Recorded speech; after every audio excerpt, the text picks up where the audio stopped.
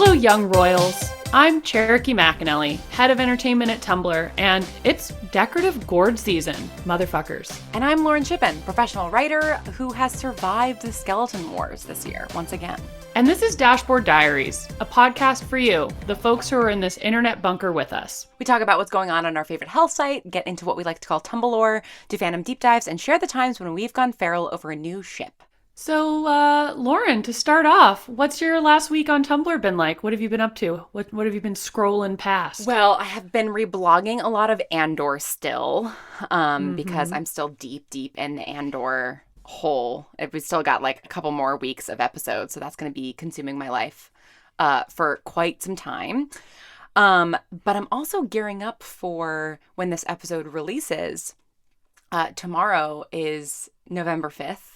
Which is the anniversary of Destiel going canon and is a big holiday on Tumblr. What about you? Well, it's been a big week on Tumblr. We launched our new series, Tumblr Top 5, which I will touch on a little more later in the episode, but really excited about that. And honestly, that's really been the focus because we have an episode a week coming out, and it's been so much fun to see the fan reactions to the organized chaos that is this series.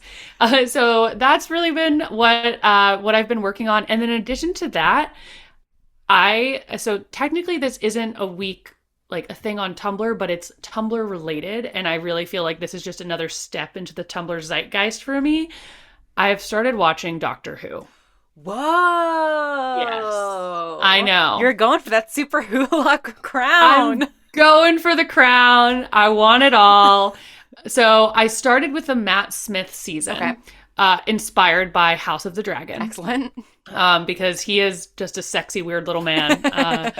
And I've been really enjoying Doctor Who. I absolutely love it. And I am obviously not looking at like the Tumblr tags currently because I don't want to spoil anything. But I really love that it's each season is contained, because then I can, like, once I finish an individual season, dive in without getting other things really ruined for me. So I am stoked to start experiencing that on Tumblr. That is very exciting. Yeah. Well, and speaking of Super Hulock, have you a supernatural update for us? I have, Lauren. Excellent. I have. So this week we are on season 1, episode 7. The official title is Hookman. Ooh. My unofficial title is Playing Hooky. And so I really enjoyed this episode. This was very like reminiscent of like I Know What You Did Last Summer, with kind of, you know, a creepy guy in a creepy outfit with a hook that he kills people with. So it was really nostalgic. It felt like I'd kind of seen it before. I wrote a lot of notes and I had a lot of feelings about this episode. Number one, I know that like the horror trope of when you hear a scary sound outside, deciding, hey, I'm going to get out of my car and investigate that, you drive away, folks. Just drive away. Just leave the scary noise. Yeah. Don't do that. Don't get out. And so that was just note number one. Just for like the people out there, I just want to let you know, if you hear a creepy hook man dragging his creepy hook across your car, floor it, you know? Yeah, don't go there. Exactly. So that was a big note for this episode. I also wrote that this episode has everything: frat bros, grave digging, and hook-handed murderers. So the three key elements. Yeah. And I also said I like how the hook hand guy does so much pre-scratching to get people ready for the murder part, because he just drags that hook along any wall he sees. He's like, it's nice to have a warning. Anyone, he's invisible, but they always knew where he was because he had to like drag his hook along, and that's why I think he's playing hooky. So that's kind of my thoughts there. And the other thing that I wanted to mention, and I'm sure this is talked about in the supernatural fandom because every aspect of the show is. So I noticed that Baby's license plate says KAZ 2Y5. Now let's focus on the KAZ. Okay. That's very close to CAS. Is this foreshadowing? And if so, what does 2Y5 mean?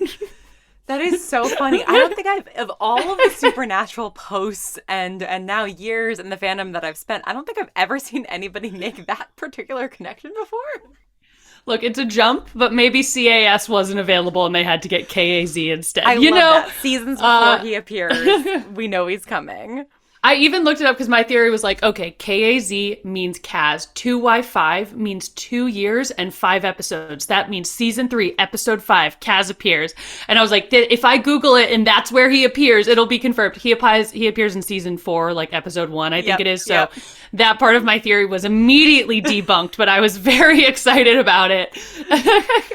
Oh my goodness. I don't know if there's a reason that the license plate is that, but listeners, if you have if you have an answer to that, please let us know at dashboarddiaries.tumblr.com. But also, let's say that KAZ was a cast reference. What would 2Y5 be a clue for? Give us your best guesses.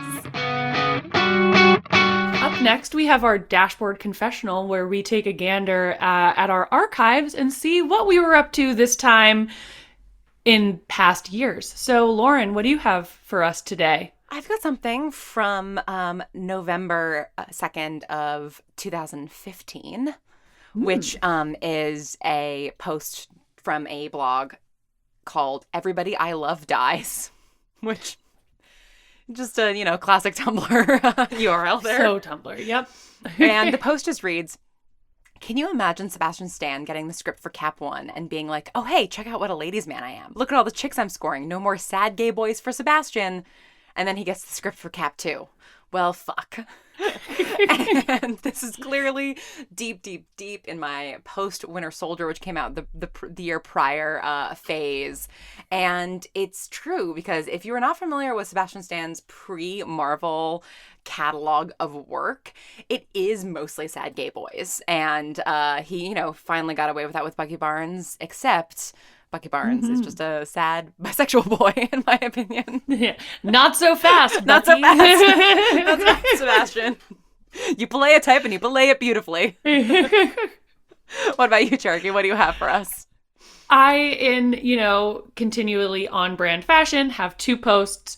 One is from November 22nd. 2017. Okay. 2017. All right. 2017. We're coming up on it. Mine is from November 2017. And it is a photo of Taika Waititi, or a GIF, to be more exact, in a jacket that says, I'm tired.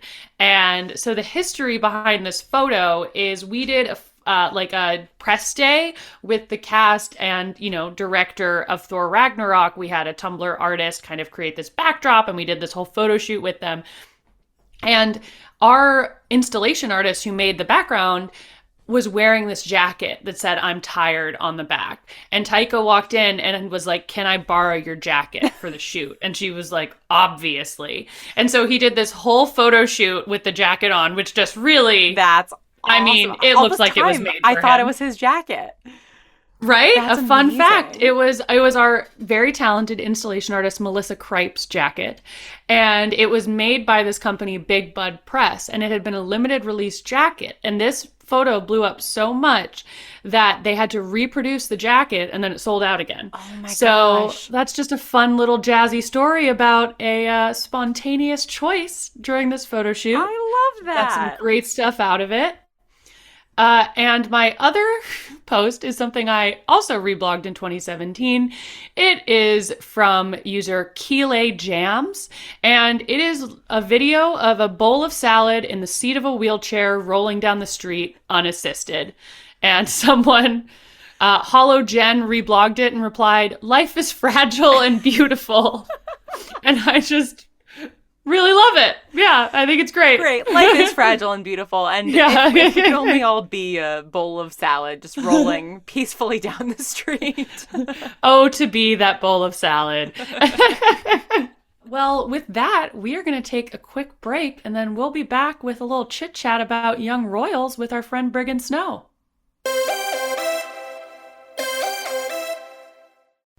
If you're looking for gear that makes you feel just as badass in real life as you do when you get a triple S combo kill in a game, look no further than Volante Design. Their high-quality, handmade jackets bring that main character energy into your everyday life. With official licenses from series like Assassin's Creed, Devil May Cry, and Star Trek, as well as plenty of original collections like their Cyberpunk and Modern Ninja line, Volante Design has a jacket for whatever your lifestyle needs. Ethically sourced and manufactured, Volante jackets are made for quality and will last you for years to come. Just go to volantedesign.us and use code SHOELACES for 10% off your entire order. That's shoelaces, all one word, for 10% off. Volante Design. Stay badass.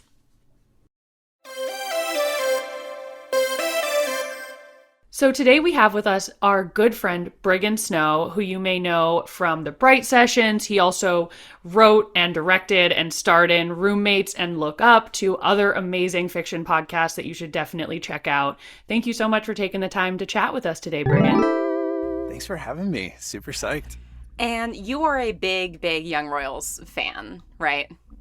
Yes. Cherokee, Yes. What is your familiarity with Young Royals? So my familiarity with Young Royals is that it's popular on Tumblr, and that was pretty much the extent of it. But I decided to watch an episode last night, which, again, as always happens, I was up until 2. So now I'm a lot more familiar with Young Royals than I was 24 hours ago. And also, I have spoiled the ending of season 2 for myself via the Young Royals tag. So that's I've made some choices in the last 24 hours. Before we were jumping into this, I was like, maybe I'll jump into Tumblr and just sort of like, just get in the vibe. And I was like, no, because I've James and I, my husband and I, we've made it 3 episodes into season 2. Okay, I was going to ask. I don't want to spoil it. So. And I heard the ending of season 3 or episode 3 is a big one, based on 10 minutes I spent on Tumblr. I know everything that happened in season 2. So I have seen one episode of Young Royals several years ago. I don't know, whenever it first came out. I watched the first episode, and then for whatever reason, I just didn't keep up with it. Here's the crazy thing. Not several years ago. It came out last year, and yet it feels like I had to check because I was like, this was a while ago. Right? It's been a year. Yeah. Oh, no. Well, it feels like a million years ago, and I don't remember it very well. So I figured before we jumped into why you love Young Royals and the fandom of Young Royals and your interaction with it, I figured based off my diving into the Tumblr tag, I would try to explain what the show is about for our listeners. So this is a Swedish show, and I looked in the tag before season 2 dropped. So I'm only basing this off of season 1 content and excitement for season 2. Nice. So I saw a lot of descriptions of it as the Swedish Heartstopper, another Netflix show that is delightful but came out after Young Royals. It's about a prince and his boyfriend, Prince Wilhelm, and his boyfriend Simon, and they're in high school, and there's something with a Garfield pencil case that kept coming up. I don't know if that's significant. And it seems like the main antagonist in the series is August. I don't know how I don't speak Swedish. Who wants to get revenge against Prince Wilhelm for something, I think. But that's the most plot that I got. And also that one of the boys told the other that he loved him, but when he was high, and also maybe grieving something. There's maybe some grief involved in here. So it's a Heartstopper, but with grief and also revenge, and it's Swedish. How'd I do? Interesting. I mean, fairly close. Okay. Fairly close. So, Brian, can you give us a rundown of what Young Royals is actually about? Totally. So it's in Sweden, and fictional prince of Sweden, Prince Wilhelm, gets in a fight, and there's this scandal with the royal family because he got in a fight. So he gets sent to Hillerska boarding school, which his older brother, the crown prince, had attended before. So he gets sent there sort of like a punishment, and he sees this super dreamy boy singing lead in the chorus at a performance, and they immediately connect. And basically the whole thing is them sort of connecting and falling for each other. But then what ends up happening is that the crown prince, his older brother, dies in a car crash, and he becomes the crown prince. Oh, And no. so there's all this sort of like drama and expectations, and then August. I'm cool. These are okay. Like Oh, spoilers? totally. Yeah. Spoilers. For I think season 1. Yeah. Well, and spoilers Yeah, is season up one. to Yeah. episode 3 of season 2 potentially. Yeah. So August, who is like a second cousin of Wilhelm and his now deceased older brother, ends up accidentally recording Wilhelm and Simone having sex.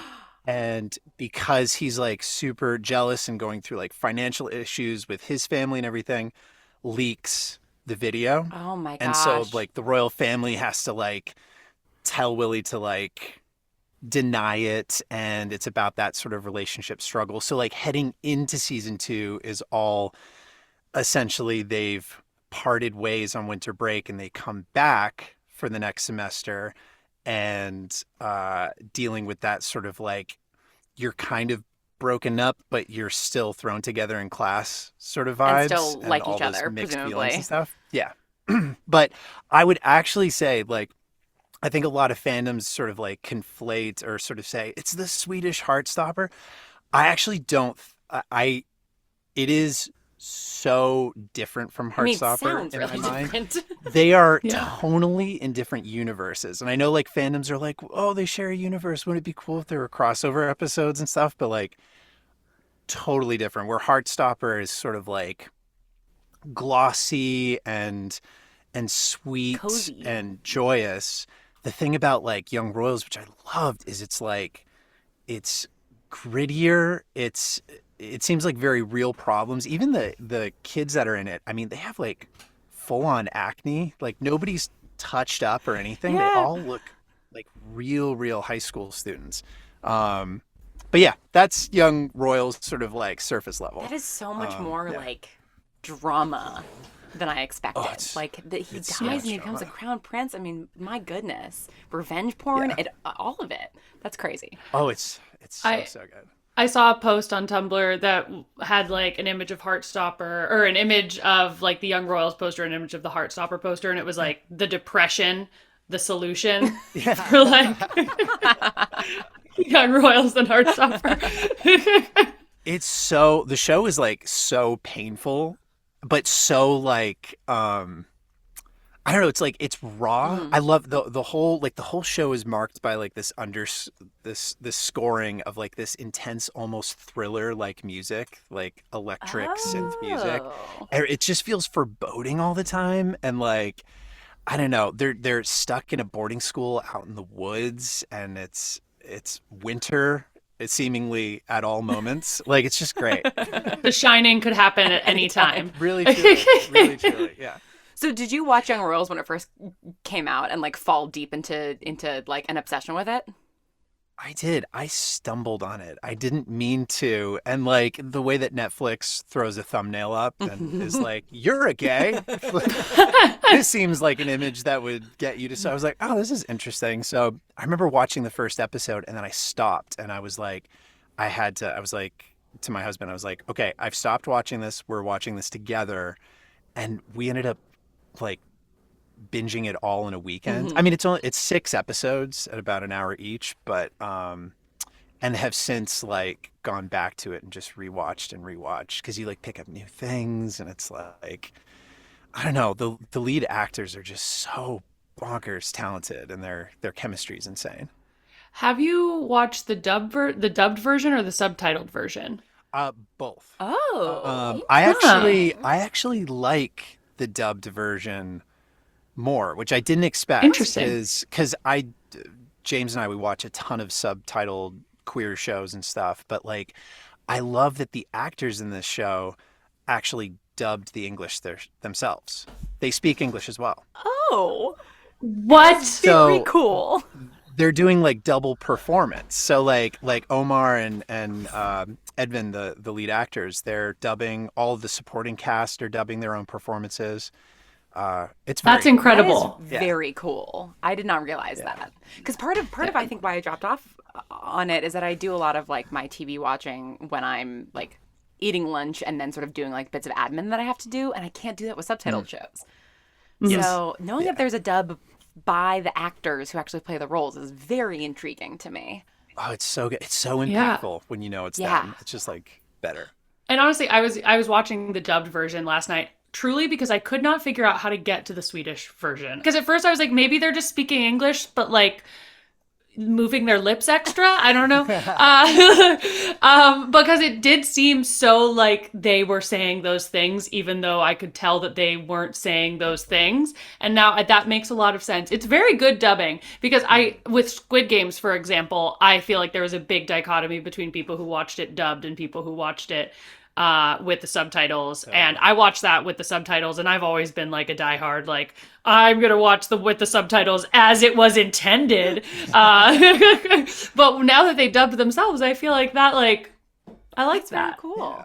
Yeah. Do you know if there's like an opinion, a widely held opinion within the fandom of like which is better or which more people like do?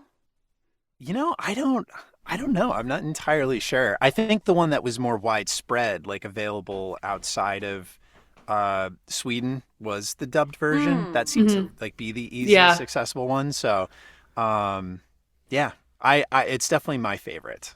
Have you learned any Swedish? Not well.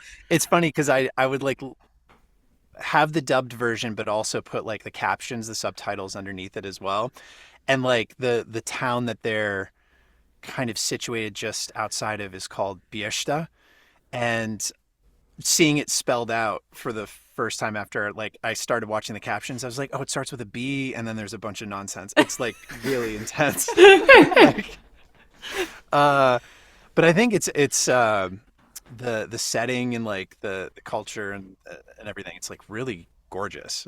I love a good Swedish show. So obviously there's the main ship on the show, but are there any other kind of side ships or relationships or dynamics in the show that you really are rooting for or invested in? So like the main ship, Wilmon, is like just absolutely love.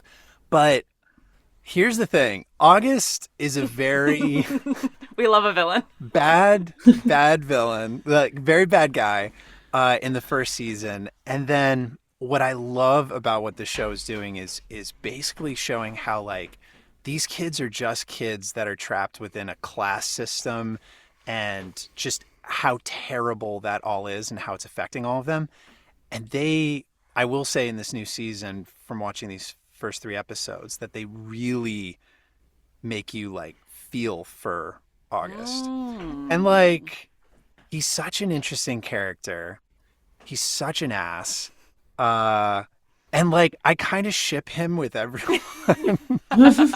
Like problematically, I just think he's a very, very interesting character, especially in his relationship to Wilhelm and that sort of like going against each other. Yeah. I'm saying I'm not shipping them because they're related. I'm just saying he's an interesting counterpoint to House of the Dragon is a future episode. Well, I was gonna say, and I'm sure that that's out there. Like, have you delved into the Tumblr fandom at all, or like the AO3 tag for the fandom at all? I've gone into the Tumblr, not AO3, but definitely the Tumblr fandom, and I think it's been mostly like for the most part, it's people are focusing on canon from what I could get from that. Just because the relationships that they do sort of pair up with everybody is super interesting. Like in this new season, Felice, which is like a sort of comes from a noble family as a friend, wants Willie in the first season and then ends up being kind of like a bestie in the second season, which is really interesting. And then it gets a little messy.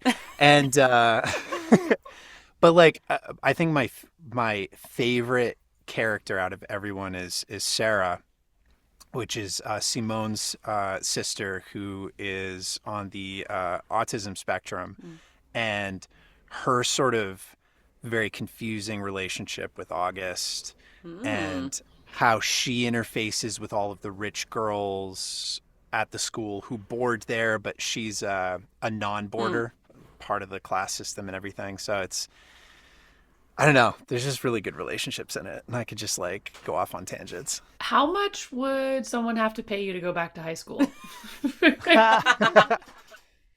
Oh God. It's funny. My husband and I talk about this like all the time because just by the sheer nature of watching like Heartstopper or Young Royals, we're like, oh, could we do it? Could we do it better? I hated being in class. I hated studying. I was not a good student. I was like passable. The thing that like I really, really wish I could experience is like just being kind of out and living life without that sort of secrecy. Granted, like Prince Wilhelm like has to, is being forced to keep it on the down low. But I don't know. I would love to have been more of myself back then. And the character Simon, played by Omar Rudberg, is like so himself, so unabashedly himself at every moment. And I just like I admire that character so much in the way that they're writing him. Cherokee, would you go back? Absolutely not. No. High school was, not my favorite 4 years. No. But I do. Yeah. What about you, Lauren? No, not for love or money. No, definitely not. I had a terrible time. I was actually going to say now with like just social media and phones and stuff. Yeah. I think about that actually all no. the time. Yeah. Well, that's Exactly. maybe that's a fun question to wrap up our Young Royals talk, which is if you were 16-year-old Briggon, like in 2022, watching Young Royals on Tumblr, what do you think like your Tumblr would be about? Oh. Whoa. Excellent.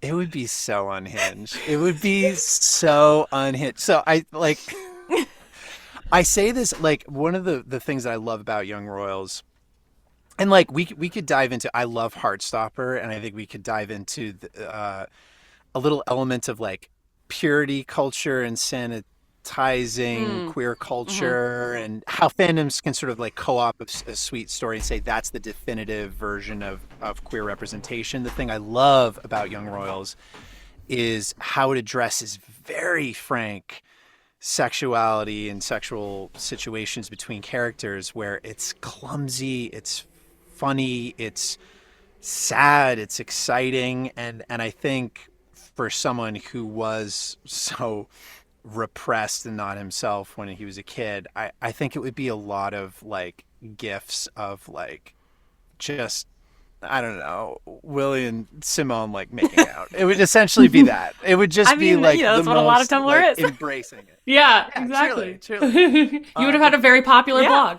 Oh my God, yes. That's awesome. Are you more young or more royal?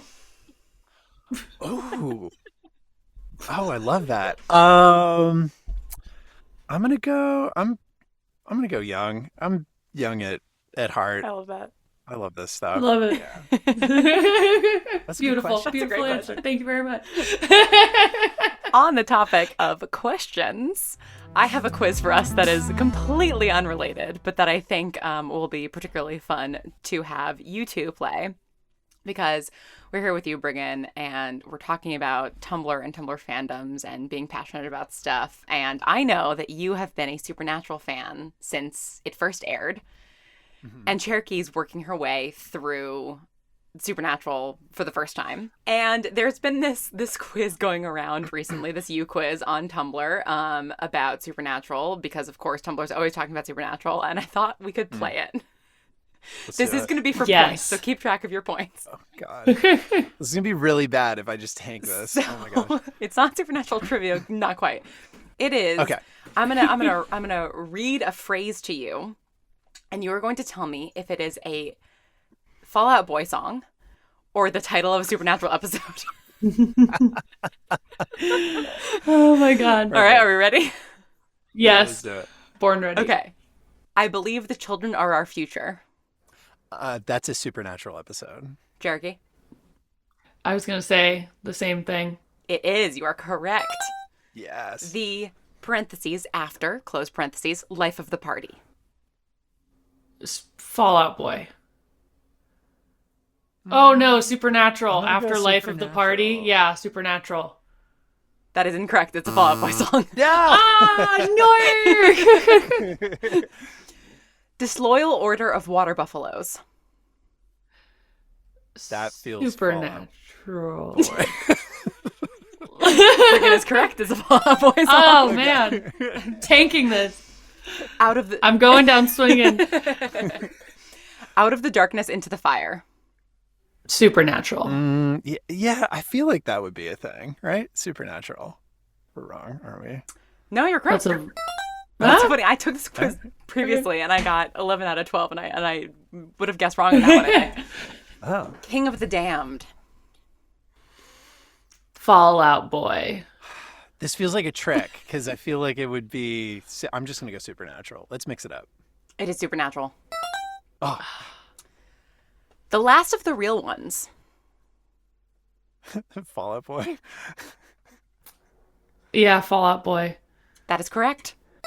Excellent. On the head of a pin. That's Supernatural. I feel like. Yeah, I think I'm also going to say Supernatural for that one. That is correct. I'm like vaguely remembering these like titles in the Supernatural font. Yeah, I'm fairly certain on the head of a pin is like a Castiel focused episode because I feel like I see it talked about a lot. Here's a vague one: 4th of July. Oh, Fallout Boy. Supernatural. It is Fallout Boy. Somewhere between heaven and hell. Oh, Supernatural. Don't you smile, Lauren. I'm just waiting for Cherokee. I'm really pondering here. It sounds so obviously Supernatural. You know what I mean? I'm going to say Fallout Boy. Why It is not, Supernatural. You know? Okay. The Born Again Identity. Ooh, Fallout Boy. I'm going to say Supernatural. They did jokey titles. You are correct. It is Supernatural. Yeah. Dead on Arrival. Oh. Fallout Boy. Supernatural. Oh. It is Fallout Boy. Oh. This is the last one. The patron saint of liars and fakes. That's Fallout Boy. Fallout Boy. Right? That is correct. Yeah. All right, Briggon, I was tracking your answers. You got 75% correct, which feels pretty good, I'd say. Nice. Yeah. I think we can declare you the winner, although we'll find out when I edit it and actually pay attention. Yeah, I think I'm just going to go ahead and guarantee that you won there, Briggon. Just vibe-wise, you felt more right than me. And thank you to that UQuiz maker. We will reblog that onto dashboarddiaries.tumblr.com so you can play along, although we've just told you all the answers now. So up next, we are going to do our feels corner. So we're just going to talk about what has gotten us in our feels in the last week. So Briggon, do you want to start? What are you feelings about? Feeling. So wait, is this like in relation to media, It can be life? anything at all. Just like what has you in your feels? So I'm a new dad, and so I feel like every waking second is like being in awe of this like little kid and getting super emotional about every single thing. And I will say there was something last night where, James and I, we sent each other like TikToks all the time. And there was a video of this little boy and his little sister in a restaurant in Korea. And he didn't have enough money to afford food for himself, but got stuff for his little sister, and like the whole wait staff and owners like saw it and brought over a ton of free food for both of them and like brought them takeout. And this little boy was so gentle and sweet, and I showed it to James, and we were both just like in bed bawling, just absolutely emotional. So I think anything having to do with kids right now has me real raw. Yeah. Like real raw. Good and bad. That makes sense. What about you, Lauren? What's got you in your feels this week? I've got two, and I'll try to move through them fairly quickly. On the subject of crying, I did finally watch all of the Midnight Club, and I think it was specifically episodes 7 and 8 that I was just like I was crying for like 2 straight hours. Oh, yeah. I was just really I was having a great time, but I was crying a lot. Yeah. So I loved that. And then on the subject of great shows from our Northern European neighbors, that's a different continent. You know what I mean. We just watched the newest season / revival of Briggon. I don't know if either of you have watched Briggon. It was like pitched to me as like Danish West Wing. Briggon means castle, I believe, in Danish, and it's like the name of their parliament, basically. And so it's about the first series took place 10 years ago, like it started in 2010 and ran from 2010 to 2013, 3 seasons, about this woman becoming the first Danish prime minister. And then it ended, and they recently, this year, they like did another season 10 years later. And it was just like, it was 8 episodes, and we watched in like 2 days because it was just so like, it's just like such good political drama, and the characters are surreal. And I think my favorite thing about this particular season is just that like all of the women in it, it's like a lot about women in power and stuff, they all just like, they suck in a great way. Like, like they fail, and they're like, they're really smart and really accomplished, but like they're also bad at stuff, and they make really bad decisions, and then they have to like they just feel so real in a way that like you still want to root for them, but you're like, girl, what are you doing? So yes, I was really enjoying Briggon. That's on Netflix as well. I love a good flawed character. Yeah, it's great. Yeah. It's great. What about you, Cherokee? What's got you in your feels? I also have 2 things, and I will also try to go through them quickly on brand. So the first one is we launched a new web series this week on Tumblr that I got to help develop and produce. And it made it into fandom as the top 5 web series. And I am so freaking excited about it. So I think that has just been overwhelming and exciting and wonderful. It's called Tumblr Top 5. And it's with the guys from BuzzFeed Unsolved, who then went on to create Watcher Entertainment. They do Ghost Files and Puppet History and a bunch of other great shows. Super popular on Tumblr, and they love Tumblr. And so Ryan Bergara and Shane Madej did this series with us called Tumblr Top 5, based on Top 5 Beatdown, which was their kind of ranking list series. They did top 5 cereals and stuff. So our first episode was top 5 hottest horror movie monsters. Everyone was very on brand for the Monster Fucker website is one, the top comment. What was the number 1? Okay, the first one was Dracula. And and it's interesting because there was a very mixed bag about that, because Dracula Daily, people are well, we're talking about how pathetic he is, not how much we like him. But then there are the people who are thirsty for Dracula. This isn't going to help my case online, but where was a werewolf on that? Because I got strong feelings about werewolves. Look, yeah, I completely agree with you. I think if we could have done a top 20 list, I really think that would have fully encapsulated. Yeah, it was Candyman was number 5, Freddy Krueger was 4, Ghostface was 3, Michael Myers was 2, and then Dracula was 1. What is this list? This is not the list of monsters.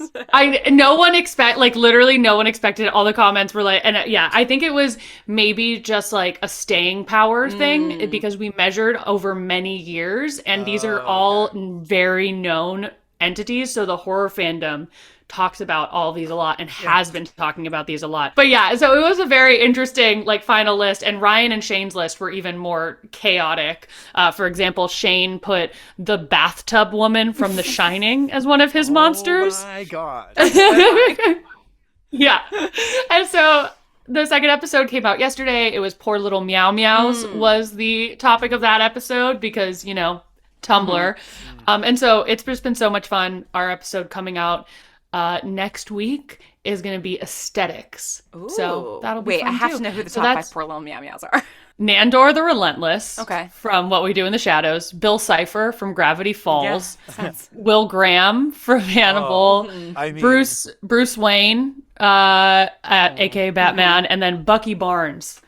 Honestly, that's a good list of Poor Little Meow Meows. Right? Yeah, there was a mixed reaction to it. There were a lot of people who Castiel, for example. People were where's Castiel on this list? But I think I wouldn't call him a poor little meow meow, right? Not. So I think there is a lot of there's a lot of infighting about what constitutes a poor little meow Will meow. Graham is like Will Graham is the epitome of a poor Right? little meow meow. And a lot of people were saying Hannibal is a poor little meow meow, and I was like, Hannibal is not a poor little meow meow. He has too much confidence going on. Absolutely not. Yeah, also, he's like, too self-assured. To me, Bill Cipher, I do feel like falls more into a Tumblr sexy man rather than a poor little I meow could meow. see that. But Yeah, we still have to do our the Venn diagram. Exactly. The Venn Yeah. diagram, which we'll have to do an episode on that at some point. I completely agree. Yeah. Yeah. And then my other one is just my new favorite show that I think everyone should watch if you want a show that is just 100% pleasant at all times.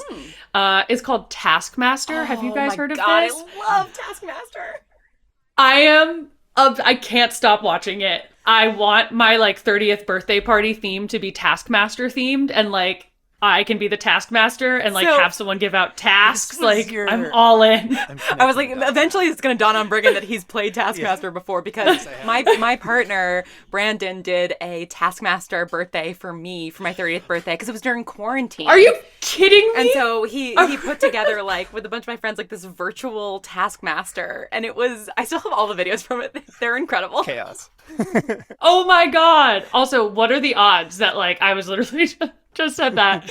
That is insane. So Briggon, before we let you go, do you have any things you want to plug, and can you tell us where to find you online?